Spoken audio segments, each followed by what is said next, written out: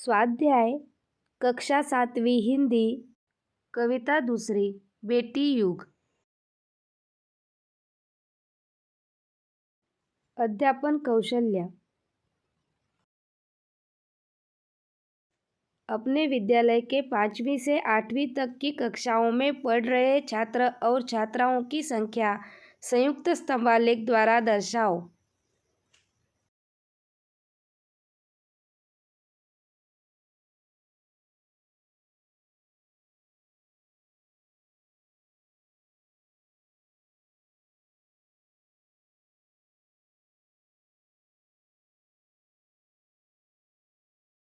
वाचन जगत से।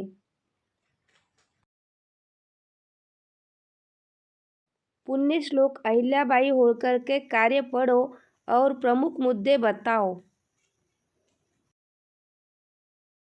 अहिल्याबाई ने अपने राज्य की सीमाओं के बाहर भारत भर के प्रसिद्ध तीर्थों और स्थानों में मंदिर बनवाए, घाट बनवाए, कुओं और बावड़ियों का निर्माण किया, मार्ग बनवाए, काशी विश्वनाथ में शिवलिंग को स्थापित किया, भूखों के लिए अन्न छत्र खोले, प्यासों के लिए प्याऊ बिठलाई, शास्त्रों के मनन चिंतन और प्रवचन हेतु मंदिरों में विद्वानों की नियुक्ति की।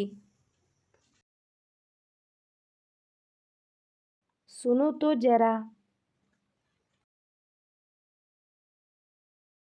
त्योहार मनाने के उद्देश्य की वैज्ञानिकता सुनो और सुनाओ। भारतीय संस्कृति में प्रत्येक त्योहार धार्मिक होने के बावजूद अपने आप में वैज्ञानिक महत्व रखता है। वर्तमान समय में वैज्ञानिकों ने भी प्राचीन काल से चले आ रहे त्योहारों की वैज्ञानिकता सिद्ध की है। वास्तव में त्योहार कोई अवतरित समारंभ या उल्लास पर्व नहीं है। यह किसी समय में निश्चित समुदाय में रहने वाले लोगों की सामाजिक आवश्यकता की पूर्ति का एक रूप था। जीवन को आनंदमय बनाने व पुण्य कर्म की ओर बढ़ने के साथ ही साथ पर्यावरण का संतुलन बनाए रखने हेतु त्योहारों का उद्भव व विकास हुआ है। वैसे तो सभी त्योहारों का अपना वैज्ञानिक महत्व है। जरा सोचो, लिखो।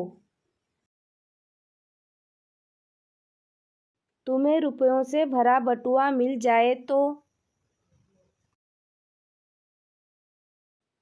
यदि मुझे रुपयों से भरा बटुआ मिल जाए तो बटुए में कोई पहचान पत्र है क्या देखूंगा। अगर पहचान पत्र मिला तो मैं उसके मालिक को ढूंढने की कोशिश करूंगा। ऐसा नहीं हुआ तो सबसे पहले मैं आसपास के किसी बड़े व्यक्ति को इसके बारे में बताऊंगा। यदि कोई नहीं मिला तो मैं स्वयं उस बटुए को उठाकर वहां खड़े लोगों से पूछूंगा। उपस्थित लोगों में से किसी का बटुआ होगा तो उसे दे दूंगा।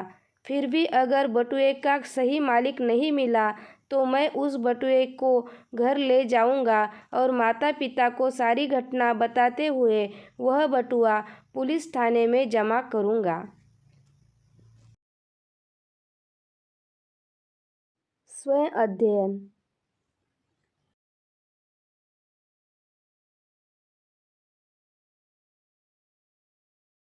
स्त्री शिक्षा का इन पर क्या प्रभाव पड़ता है, लिखो।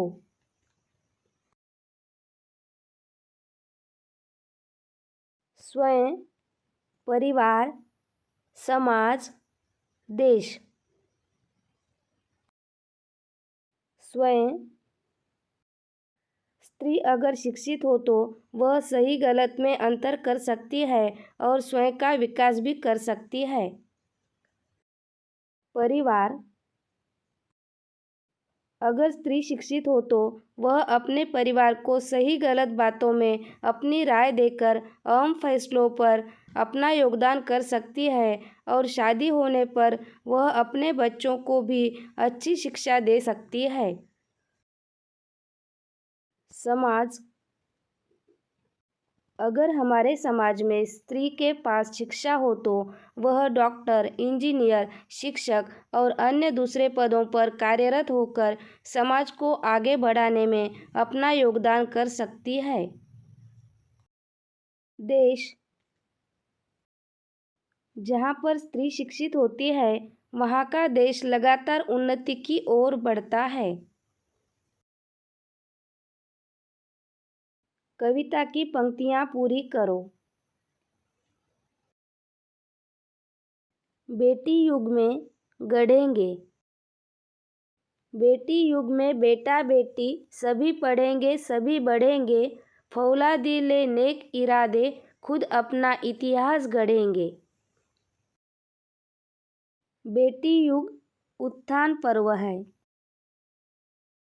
बेटी युग सम्मान पर्व है, पुण्य पर्व है, ज्ञान पर्व है, सब सबका सम्मान करे तो जन जन का उत्थान पर्व है।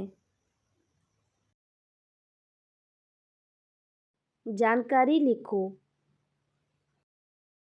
बेटी पर्व, बेटी पर्व अर्थात बेटियों के सम्मान का पर्व। उनको बेटों के समान महत्व देना, उनकी परवरिश पर उचित ध्यान देना, बेटियों के साथ किसी भी प्रकार का भेदभाव न करना, उनकी शिक्षा भी बेटों के समान की जाना, बेटियों को आगे बढ़ने के, स्वयं को स्थापित करने के समुचित अवसर प्रदान करना। शिक्षामय विश्व, शिक्षामय विश्व का अर्थ है विश्व में सभी लोग पढ़े लिखे हों। जब सारा विश्व पढ़ा लिखा होगा तो सभी विकास के लिए ही प्रयत्नशील रहेंगे। कोई भी किसी प्रकार का विनाश नहीं चाहेगा। सभी वसुधैव कुटुंबकम में विश्वास करेंगे। पृथ्वी पर शांति का वातावरण होगा। कोई किसी का हक नहीं छीनना चाहेगा। सबके मन में संतोष की भावना होगी। भाषा की ओर, निम्नलिखित शब्दों के युग्म शब्द बताओ और वाक्यों में उचित शब्द युग्म लिखो। गांव, गांव, इधर उधर, घूमना फिरना, धन दौलत, जान पहचान, कूड़ा कचरा, फल फूल, घर घर।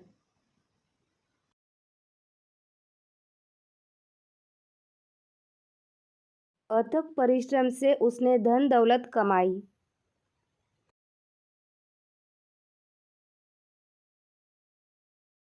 धन दौलत,